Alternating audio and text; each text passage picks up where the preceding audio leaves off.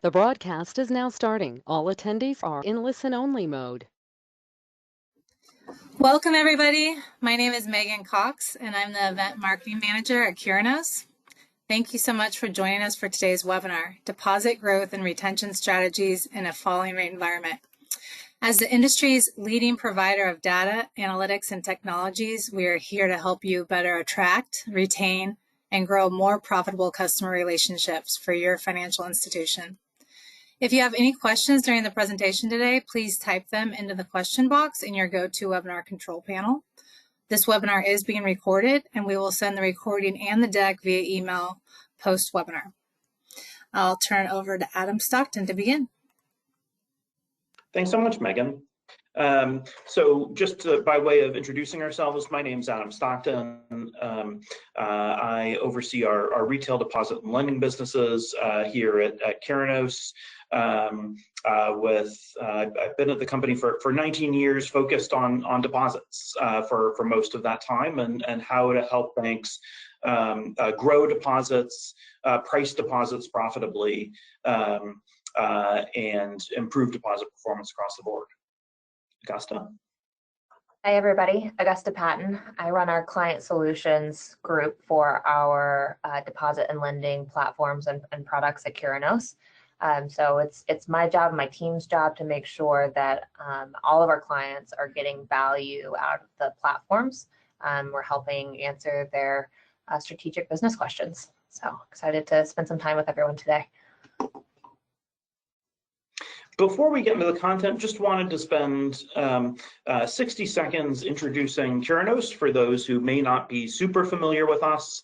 We are a company that provides data, comparative benchmarking analytics, and optimization platforms, as well as strategic advice across the financial services industry. So we are a focused vertical firm that only works in the financial services space.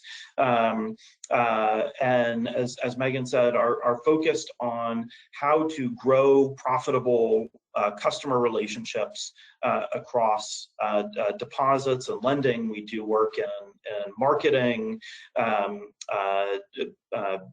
branch and digital channels, treasury and balance sheet management. We'll be focused here today on the deposit side of the business, where as a company we have over 25 years of expertise in the deposit space, providing data, optimization, and advice to banks and credit unions of all sizes. Today, we'll focus on first the current state of deposits and what the impact of rising rates has been. How have deposits and deposit value shifted over the last couple of years as we've come out of a zero rate environment? Looking forward, why deposit value is at risk, how those deposit behaviors, customer behaviors, deposit value are going to change as we continue in a plateau environment and ultimately move into a falling rate environment. And then how analytics can help you capture more of that deposit value. What some of the key value is that you can unlock with deeper analytics around your deposit book. So getting into it, the current state of deposits. I always like to start with this page, which said, look, deposits are critical lifeblood to financial institutions of all sizes. If you don't take in deposits, you can't lend, and ultimately you can't make money.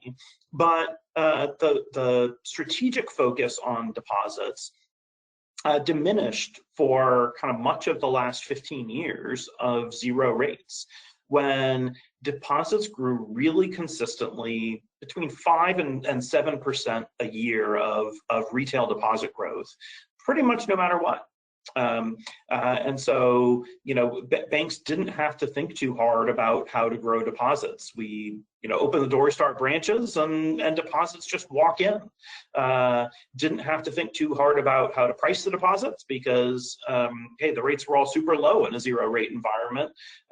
People just bring the deposits with them and didn't have to think about marketing deposits either. It was, hey, if we grow new primary customers, they'll just bring their deposits with them.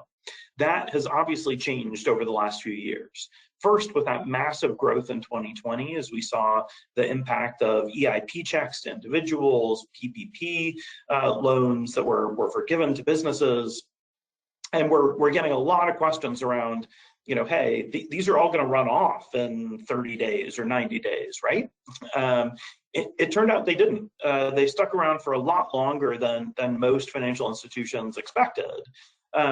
But as rates started to rise and inflation really kicked in, those deposits started to run off. And so now we've seen a couple years of significant deposit runoff, which is a very different position than the industry has ever been in historically. The good news is we've started to see some stabilization. So we track account and customer level deposit data at more than 50 financial institutions. And so this is built off of all of that customer level data. We're looking at that consumer balances at a customer level. So what does the average customer have? And tracking the trend line for 5 years before COVID. And so you can see consistent growth, obviously some seasonal changes, but then suddenly with the onset of COVID, the foregone spending where people weren't taking vacations, weren't going out to eat, weren't commuting to work, and then you add the EIP checks on top of that, and we saw the kind of individual customer level deposits growing significantly above that historical trend line, which continues in the blue dashed line.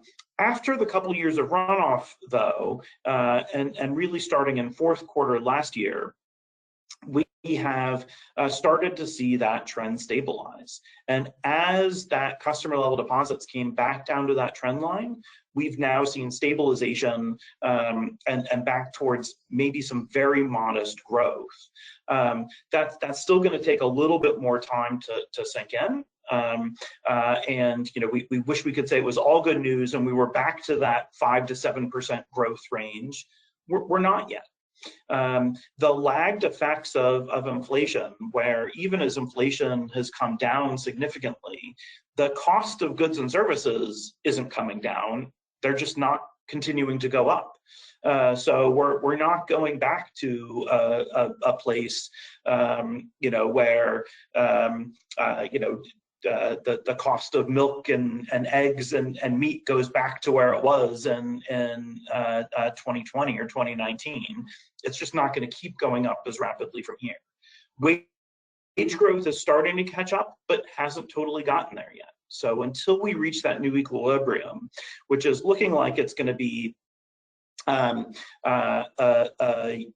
year or two from now, we're still going to be below those historical growth figures. We're looking to end this year slightly positive, which is better than where we've been for the last 2 years, which was a couple points negative, but still not back to where we've been. We've also seen the digital FI, so the online banks, the Allies and Marcuses and Capital Ones of the world grow significant share over the last couple of years, as rates have risen and consumers have been looking for rate moving online in many cases. And so, even as overall consumer deposits are likely to be a couple points positive this year, the average traditional branch-based FI, so the most banks and credit unions are going to be flat to slightly negative.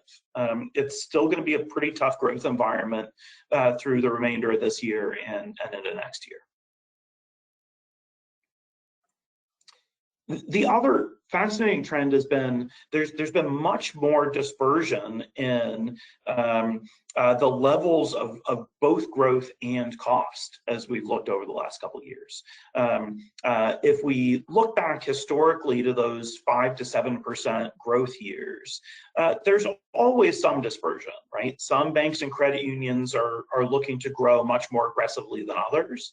But typically, we would think about the slower growing financial institutions we're typically looking for 1 to 3% growth, and the faster growing institutions we're looking for maybe around 10% growth. So a spread of maybe 8 points between the fastest growing and slowest growing institutions. That has almost doubled in this environment, where you can see on the left, we've taken those 50 institutions that we track, we've just broken them out into kind of top quartile and bottom quartile. So the fastest growing quarter, this does not include any of those online banks. This is only traditional branch-based FIs. The fastest growing quarter grew at 7.5 points last year. And the slowest growing ran off 7 points of consumer deposits. That's an incredibly wide range. Part of the reason for that is you can see on the right, we've done kind of the same quartile analysis, but on deposit cost instead of deposit growth.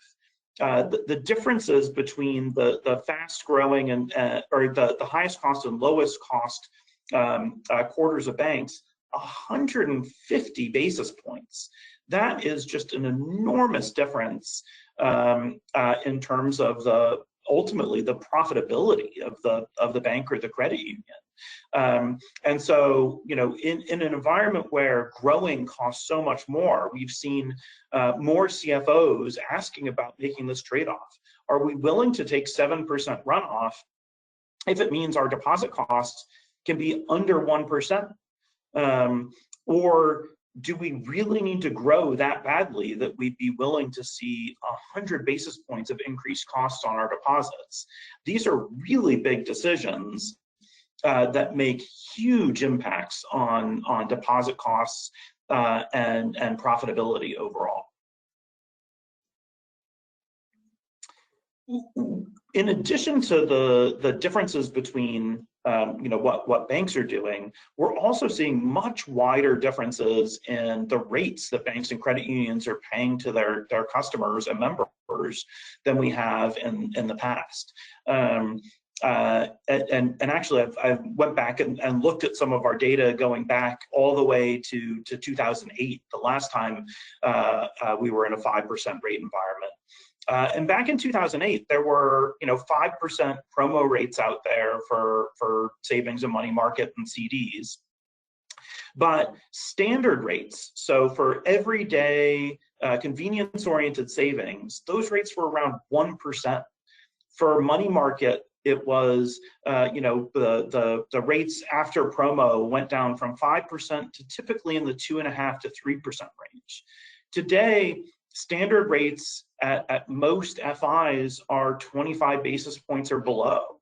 And so we have this huge barbell effect of some 400, 500 basis point rates, and then a whole lot of deposits sitting down at 5, 10, 25 basis points. That is going to make deposit books a lot harder to manage as we think ahead to a falling rate environment. Keeping some of those deposits at 5 or 25 basis points has driven tremendous value on the way up, right? If we think back to the last page, the average bank is paying, or credit union is paying somewhere around 1.5% on their deposits. They're doing that even though they have, in most cases, 4 or 5% plus promo rates out there. On the way down, you can't move those 5 basis point rates much lower than they are today. Maybe you can go down from 5 basis points to 1. But in order to get any cost relief, you're going to have to look at the higher price deposits that are driving more of the growth. And so, yes, falling rates are going to bring some relief, but also add a whole lot more complexity as you think about managing your book. So why does that work? Why have banks been able to keep deposit costs around 1.5%, even with promo rates of 4 or 5%? That's worked largely because elasticity or price sensitivity is not linear. If you move up your deposit rates by 5 or 10 or 25 basis points, there's this wide area of indifference in the middle where you might see no change in customer behavior. So if your rates are sitting at 1% today and you move them to 1.25% tomorrow, you'll probably get nothing because you're probably sitting in that area of indifference. One of the ways that I think about explaining this is it's not unique to financial services. It's the same concept around gas prices. So I'm sure we all have that person in our life who's willing to drive all the way across town to save 2 cents on a gallon of gas. Hi, Grandma. But most of us aren't. Now, there comes a point, though, at which, hey, if there's a brand new gas station across town that is offering prices 50 cents lower on a gallon of gas, maybe $1 lower on a gallon of gas, at some point, surely you would be willing to drive 5 or 10 minutes out of your way to do that, but not for 1 or 2 cents. That's another illustration of this area of indifference where in order to stand out from the crowd, you have to be pricing attractively enough to kind of get the customer eyeballs and bring the new customers or new members in the door. Once you have them as customers or members, though, that price sensitivity tends to go down. Part of the reason for that is most of the consumer behavior that we look at is what we call situationally elastic. It means people aren't out in the market looking for the best rates on their deposits 24/7. We might be thinking that way sometimes as bankers, but the average consumer really isn't thinking that way. It's when somebody gets a bonus check or holiday money or a tax refund or an inheritance. It's event-based. Or maybe they just logged into their online banking for the first time in 3 months and saw that they were getting a lower rate than they expected. The other thing that we see is once people get used to a bank or credit union, they value things other than rate. If all people cared about was rate and nothing else, they didn't care about branches, they didn't care about service, they didn't care about the other products, everyone would be at one of those online banks. But that's not where the industry is. So kind of finding a way to give those rate sensitive customers the really good rates, but not give that rate to the people who value other things is ultimately how banks are successful in all environments. One more illustration of that maybe is, you know, in talking to hundreds and hundreds of different financial institutions over my career, the natural instinct that so many have is, well, we don't want to be the best rates in the market because then we're just going to get all this hot money. We don't want to be the worst rates in the market because, you know, then our existing customers or members are going to leave and look for rates somewhere else. We want to be just a little bit above average so that, you know, we can be just a little better than everybody else. That is the worst possible position you can be in. You know, so we've illustrated it here. Hey, what if we paid 1% on our savings and 2.5% on money market? Those are a little bit above average rates. Doesn't that mean that we'll get people coming in looking for an above average experience? Unfortunately, it doesn't. It's not high enough to attract the people out in the market who are looking for rate as part of their package for how to pick a financial institution. But it is high enough for all of your existing members or customers to move from whatever they're at today. So 2.5% is not very good compared to 4 or 5% promo rates that are out in the market, but it's a lot better than 25 or 50 basis point standard rates. And so you're going to move all of your existing customers or members who didn't really need the rate and value all the other things that you provide, and you're not going to bring anything new in the door. So it's just going to be a tremendously expensive way to price that isn't going to drive different behavior. So what does that mean? How do you actually action that? There are lots of different strategies to think about that segmentation into the more price sensitive and less price sensitive. Pricing for growth, many FIs have used CD specials or on-term CDs, new money pricing or promo pricing on savings and money market, cash offers, exception pricing, ways to give the consumers who are shopping out in the marketplace and looking around a reason to really consider your institution. You do have to be careful for your existing members and customers not to fall off the cliff on the left-hand side. You do need to make sure they're getting fair rates on that side. But separating out is the key. One question that I see came into the chat, and please continue to ask type questions in the chat, is does this work for credit unions? And the answer is a little bit different than banks, but it still absolutely does. And when you think about the credit union experience, not all members are getting the exact same experience all the time. You have different products that you give to different members. Some have different criteria in order to get them. On lending products, you are assuredly pricing your lending products differently based on the credit score and the risk of your members. This isn't about kind of not giving everybody a fair deal. It's making sure that we are giving the rate to the members or customers who need it the most and value it the most. We're using the rate where it's going to make the biggest difference in terms of actually changing consumer behavior.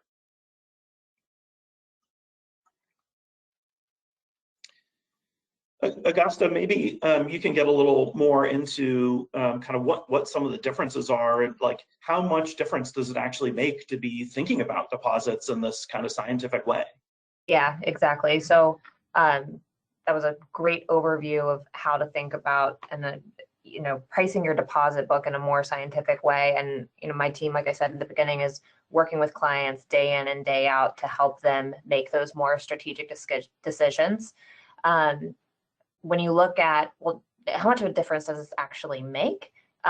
We looked at the performance of our client base that are using our optimization solutions to do that, and compared their performance to other non-clients out in the market.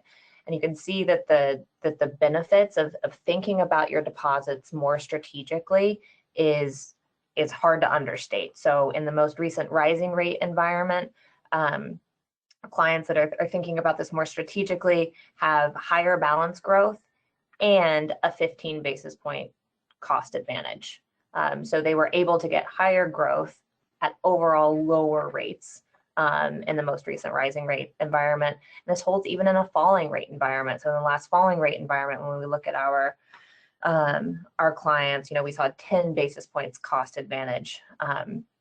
So they were able to get to a much lower cost of funds and not really sacrifice on the balance side at all. So when you think about, what are the benefits to changing the way that I'm managing my deposit portfolio and pricing it, the benefits are really significant. So if you have a $3 billion deposit book, let's say that on average you can get 10 basis points lower interest expense. If you do the math on that, that's $3 million in annualized benefit every single year, just from thinking about how you are pricing your lead rates to hit your growth targets, making sure that you have improved analytics and you're making decisions quickly enough to keep up with the market in a changing rate environment. So shifting the thinking on managing deposits is really lucrative in our experience. Come back to you, Adam. Thanks, Augusta. So pivoting a little bit from where we've been to where we're going. So, all right, that was all largely about the rising rate environment. How does that change as we think about either an extended plateau or a falling rate environment? First off, the deposit cost pressure has gotten only more intense, even as we've moved from rising rates into a plateau. Since the last Fed increase, deposit costs across the industry have risen by 54 basis points. That is 5.4 million per billion in deposits that you have. We actually ran the numbers on an industry basis, and it's over $30 billion of profit that has vanished from the industry over the last year or so. That is happening for a bunch of underlying reasons. One is CDs maturing. So we had 3%, 4% CDs that were maturing into a 5% rate environment. And 3% was great at one point. It's not anymore. And so a lot of those 3% CDs that are coming up for maturity are moving into the 5% rates. There's churn within the book. So checking and savings money continues to switch into money market and CDs. The pace of that churn has slowed down since we've been in a plateau environment, but it has continued and will continue. You think about customers who opened up an everyday savings account when they joined the bank because maybe they only had $2,000 of savings that was separate from that checking, and were able to build it up over time, either because they got a lump sum like I talked about earlier and became situationally elastic, or maybe that $2,000 has just grown and is now $10,000 or $15,000. For a customer with $2,000 sitting at the institution, hey, rate isn't my number one concern. My number one concern is how do I build savings behaviors and start to grow that $2,000 into something that looks more meaningful. Once you get up to somebody who's built those savings behaviors and has $15,000, rate becomes a lot more important because it really adds up and starts to grow their money in a more meaningful way. In addition to the churn, you also have attrition replacement. So members and customers move away, they have service issues, and they die. And the money that leaves goes out at that kind of average portfolio cost level, the 1.5%. But you can't bring new deposits into your institution at 1.5%. The blended level of acquisition is 3%, and that accounts for all the money that comes into checking. So you get some money into checking where you're paying no rate or very little rate, and some money into money market or CDs that are paying 4 or 5%. And so, those last two factors in particular are going to continue, not just through the plateau, but even as we move into falling rates, and drive some portions of your book to continue to cost more, even as rates start to come down. And so that really further illustrates some of the challenges around, how do we manage costs in an environment where, we still want to be growing, and manage that difference between those rate sensitive members or customers and the less elastic. Falling rates will bring some relief, but we don't know when. At the beginning of the year, most of the financial institutions we work with were projecting somewhere between 3 and 6 rate decreases. We're now probably at 0 or 1.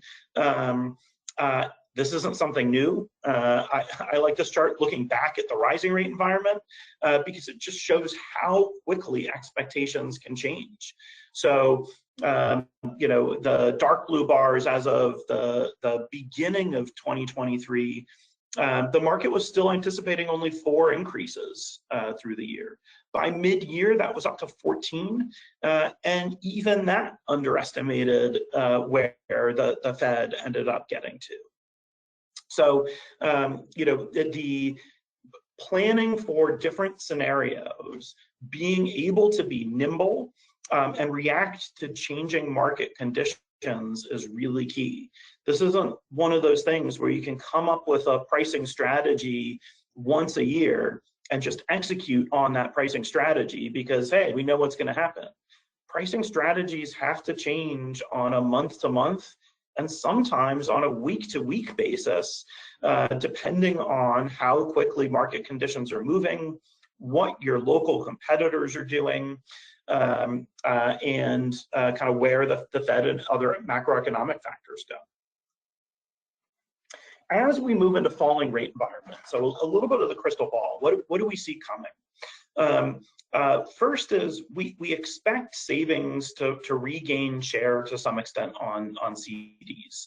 So CDs are now close to a quarter of the average deposit portfolio across the industry, you know, which is pretty far from where we were in the zero rate environment. We do expect savings to come back. Importantly, though, CDs won't go away. You know, there's been a lot of conventional wisdom that we've debunked about CDs as we've gone through a higher rate environment. You know, we were getting a lot of questions in 2017 after 10 years of zero rates. Are CDs a dead product? You know, hey, yeah, sure, we get that people had CDs in 2007, but you know, most of those people have passed on now. Like, are younger people ever going to buy CDs? The answer is yes, if you give them enough of a rate premium to do it. And in fact, you know, one of the things that we've done through both research and data is looked at CD ownership, and it turns out there is some age correlation with CD ownership, but the much stronger correlation is how much in savings do people have that is separate from their retirement accounts, separate from their day-to-day transactional needs. It turns out that even a minimum of $2,000 in savings that's separate from transaction money, separate from retirement money, makes that CD ownership picture look pretty even across the different age cohorts. Now, I did mention there was correlation. That's because a lot more people who are older have that amount of savings. So, you know, that there certainly, if you just look at age, you'll find more of your older customers have CDs than your younger customers. But we think that's much more driven by who has the money. So CDs aren't going away.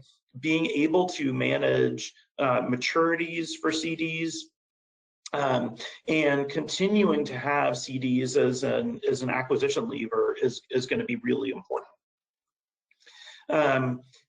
The underlying behaviors on CDs are also something that bankers haven't had to think a lot about over the last few years. There are big differences in CD retention at first renewal versus once they've already renewed once or twice, for high rate CDs versus lower rate CDs. One of the other pieces of conventional wisdom around CDs that we've helped many of our clients debunk is CDs are just hot money. They're not relationship money at all. And yes, while CDs are more rate sensitive on average than savings and money market, CDs that are attached to a primary checking account are much longer duration and are relationship money. Once you get those CDs to renew once, the subsequent renewals are going to be a lot easier. That difference between 88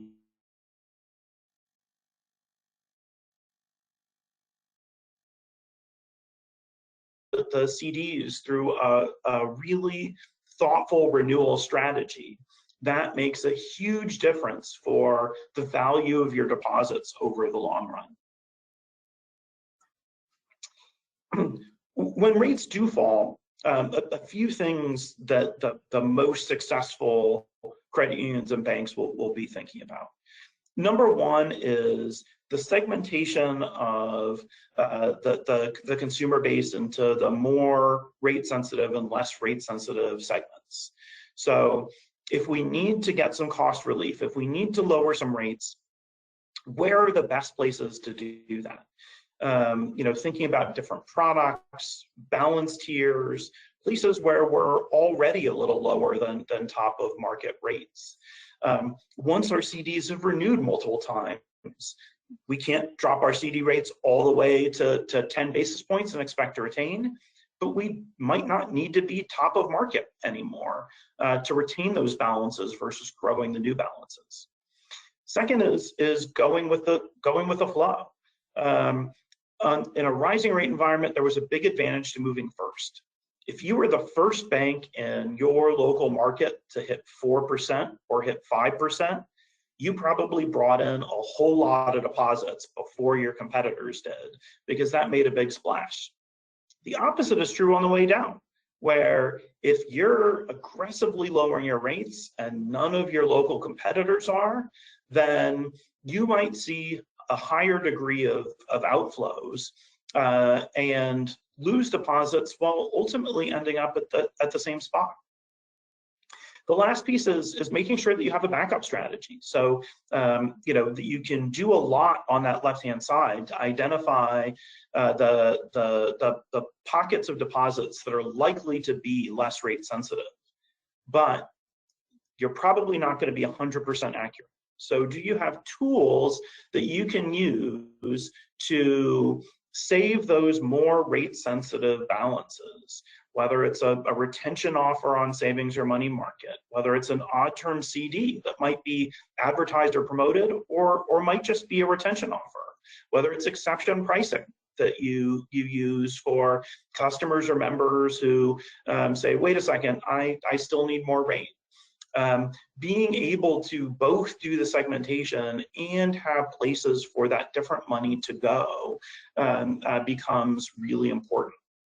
The other piece that I should mention is, I talked a little bit about savings being more important. What does that mean? It means a lot of financial institutions have really relied on CDs for the last couple of years to be the engine of growth, and have not done a lot in terms of using rate on savings or money market.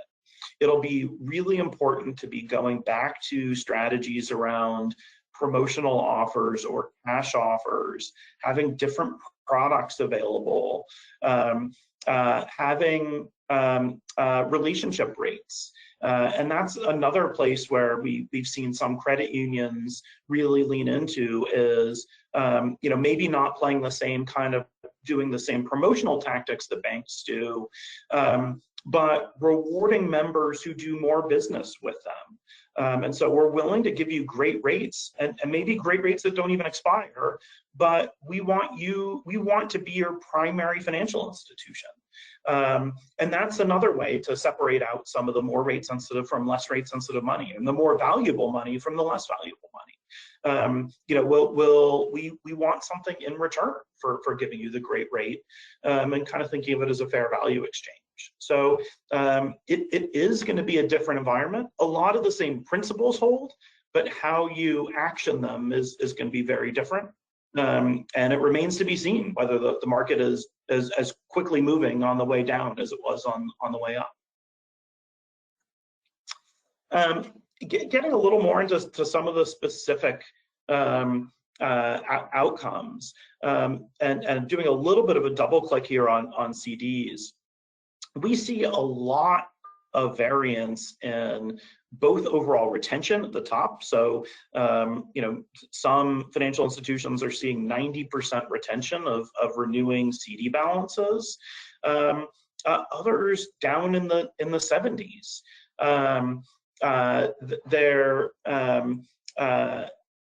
There's big difference in terms of where do we want to be and how much is that going to cost? Of the money that stays, then what's the level of switch versus auto renewal? The auto renewal is ultimately going to be the highest future value, because once you get those members or customers renewing, they're likely to continue to renew in the future. So if you can get them to auto renew, you're going to keep them for a lot longer. But again, there's a trade-off with the cost and how much we're paying. Having great rates for people to switch into is going to retain more balances, but bring a higher cost. What does all that mean? It means we've seen huge differences in terms of outcomes. And again, being able to optimize between these outcomes based on your institution's needs, whether it's balance sheet needs, so how much of the deposits do we need to retain or grow, or whether it's income statement needs. Hey, we really need to save some costs because we're higher cost than average. There's ability to trade off. So this is based on aggregated data across a number of financial institutions. So it's not one institution specifically, but it's blended real data. And you can see differences in CD renewal scenarios of 18% of the renewing balances retained versus leaving the institution, but also 100 basis points in cost difference. Those are huge differences when you plot them out over the course of a year. When you think about 20% of your CD balances leaving your institution, or when you think about 100 basis points difference in cost, again, really big decisions that make a big difference. The other thing I would say here is the balance strategy is not always the best one. Sometimes it's and very often it's better to kind of be on closer to one of the extremes where you're not sitting in that area of indifference and either able to really get the volume benefit or the cost benefit. Threading the needle and trying to do both simultaneously is really hard. And more often, we've seen financial institutions get neither benefit instead of both benefits. So how again do banks and credit unions actually put this into effect? Yeah, so that was so much great information. And then one of the things that when we work with community banks and credit unions, we get the question like, okay, that's a lot of great information. We'd love to do that. How do we get there? And we don't have a big analytics team. I don't have a bunch of staff that I can put against solving these problems and doing this analysis. So what's the best way to actually make change and how I'm thinking about my deposits?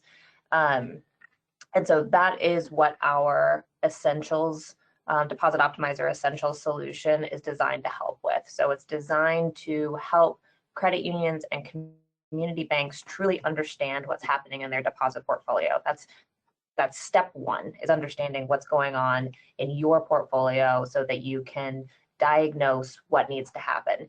It has a place where you can put in your deposit goals, and then everything else cascades down from that. So you need to understand, okay, am I hitting those goals? How far off am I? Why am I far off? In what segmentation of my portfolio? And so this executive dashboard is really designed to help you answer all of those questions. And all of this analytics flows through and is pushed directly to your desktop. So you don't require a large analytics team to get you this information. It's made to use by senior level leadership within the FI. So we find that having this pushed information can be really valuable for first understanding your foundation, where you are today. If you go to the next page, Adam, the next question is always, okay, well, I know that I need to be in a different deposit position than where I am today, right? I see where I am and I actually I'm off of my goals. So how do I get where I need to be? And the optimization portion of Essentials is designed to answer exactly that question. So you have input your deposit goal, we have a desired time frame. The optimization module is built off of about $7 trillion in our consortium deposit data. And so we have all of this rich experience of what happens when an FI offers a rate in a market. What is the consumer response to that rate? And so we're able to build these elasticity models, similar to what Adam was showing us earlier, so that we can figure out what is the most efficient rate position or lead offer strategy to go out within the market in order to fund the necessary deposits that we need at the most efficient cost. And that's exactly what the optimizer is designed to do. So for example, I need to grow 2.5 million over the next 30 days. The most efficient way to do that is to offer X% rate on a specific product strategy, and the all-in cost of that is Y. So it lets you make those trade-offs and see which product and which rate strategy is in fact the most efficient. So if we go to the next page.